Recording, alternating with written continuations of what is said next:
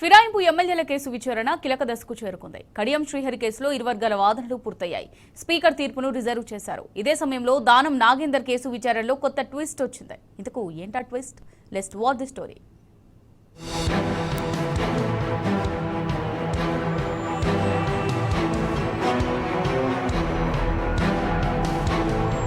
ఫిరాయింపు ఎమ్మెల్యేల కేసు చివరి అంకానికి చేరింది.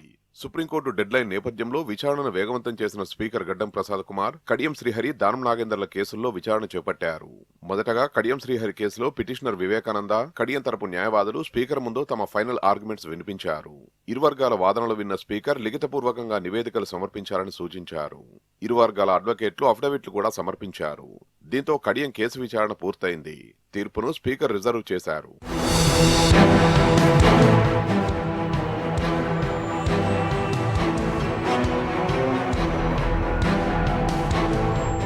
ఇదిలా ఉండగా దానం నాగేందర్ కేసు విచారణ కూడా ప్రారంభమైంది. దానం నాగేందర్, పిటిషనర్ తరపు న్యాయవాదులు స్పీకర్ ముందు హాజరయ్యారు. ఇరు వర్గాల ఓరల్ ఆర్గ్యుమెంట్స్ ను స్పీకర్ విన్నారు. అయితే విచారణ పూర్తి కాలేదు. అందుకు దానం నాగేందర్ తరపు న్యాయవాదులు సరైన ఆధారాలు చూపకపోవడం కారణమంటున్నారు పిటిషనర్ తరపు న్యాయవాదులు. అయితే దానం నాగేందర్ కేసులో విచారణ హాట్ గా మారింది. డిస్క్వాలిఫికేషన్ చట్టం ప్రకారం ఇది స్పష్టమైన కేసు అని పిటిషనర్ తరపు న్యాయవాదులు బలంగా వాదించారు. ఖైరతాబాద్ నియోజకవర్గం నుంచి బీఆర్ఎస్ తరపున పోటీ చేసినట్లు అఫిడవిట్లో ఉన్న వివరాలు, అలాగే సికింద్రాబాద్ పార్లమెంటు నుంచి కాంగ్రెస్ తరపున పోటీ చేసిన ఆధారాలు కూడా స్పీకర్ కు అందజేశారు. వాదనలు బలంగా ఉండడంతో కేసును ఈ నెల 7వ తేదీకి వాయిదా వేశారు స్పీకర్.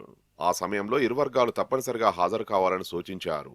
దానంపై దాఖలైన 2 పిటిషన్లను కూడా అదే రోజున విచారించనున్నట్లు స్పష్టం చేశారు. దానం నాగేందర్ గారికి సంబంధించిన పిటిషన్ ఈ రోజు మొత్తం 3 కేసులు విన్నారు.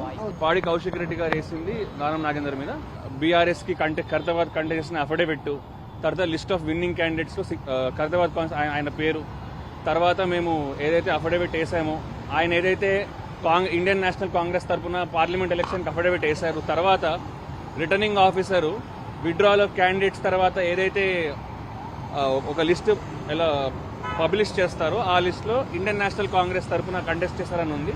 ఇవన్నీ కూడా సమర్పించి మా ఆర్గ్యుమెంట్స్ మేము చెప్పాము కోర్టులో. సో మళ్ళీ సాటర్డేకి వాయిదా ఇచ్చారన్నమాట. ఫిరాయింపు ఎమ్మెల్యేల కేసు విచారణలో కడియం శ్రీహరి విచారణ ముగిసినప్పటికీ దానం నాగేందర్ విచారణ మళ్లీ వాయిదా పడడం రాజకీయ వర్గాల్లో ఆసక్తి రేపుతోంది. మరోవైపు దానం నాగేందర్ కేసును లైట్ తీసుకున్నట్లు కనిపిస్తుంది. ఆయన తరపు న్యాయవాది సైతం విచారణకు రాకుండా సరైన ఆధారాలు సమర్పించకుండా నిర్లక్ష్యంగా వ్యవహరిస్తున్నారు.